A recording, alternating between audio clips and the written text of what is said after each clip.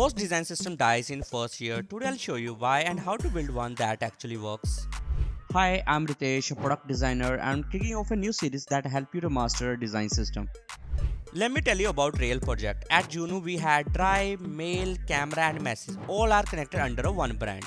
That's why we choose branded house style. So all products share same brand attributes like color, typeface and all. There are two ways to introduce design system into a product. First, start afresh with a new product. Second, add it to a product that already exists. There are two approaches to building a design system. The first, the cycle that fails. Second, the maintenance way. This cycle that fails. This is most team do and it always fails. You make a design system, looks good. Team start using it, still good. Now problem start, people add more stuff, more buttons, more color, too many options. This system get messy. Some team want to try a new things, they don't ask anyone. Now everything looks different. This system is so messy, nobody uses it anymore. You have to rebuild everything from zero. Sounds familiar, right? This happens all the time. The maintenance way. Now, if you're lucky enough to have a dedicated design system designer, team often try this instead. Create a design system, team use it. Maintain the system and update it. Component get reused. Old component are removed. Existing component are modified instead of rebuilt. Sounds much better, right? But here is the truth. This approach usually fails too. Let me explain why it's fail. Build and use are fine, but then maintenance become hard if you don't build it right from the start. Real example, you pick grey 500 as the main color for hover. Later you need grey 600 for hover. Now you have to change everything. Reuse doesn't happen because people make a button for single use cases. Components should be designed to solve a repetitive use cases.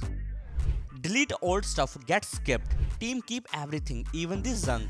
This makes everything slow and confusing.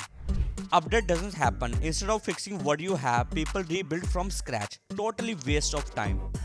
The right way. So what works? I call it build like a monster, protect like a child. Make it super strong from day one. Need to add an auto layout, add it. Need to learn something, learn it. Need to talk to your team, talk. Need to do research, do it. Do whatever it takes, make it strong. Don't skip step, don't rush it. This means color that work for everything, button that cover all the use cases, clear guidelines anyone can follow, name that makes sense, spacing that follow rules, enough option for all the states like normal, hover, disable. Protect like a child. Once it's built it and people use it, be careful, now you need to protect it. Only add things that help. Every new buttons, every color need to be a good reason.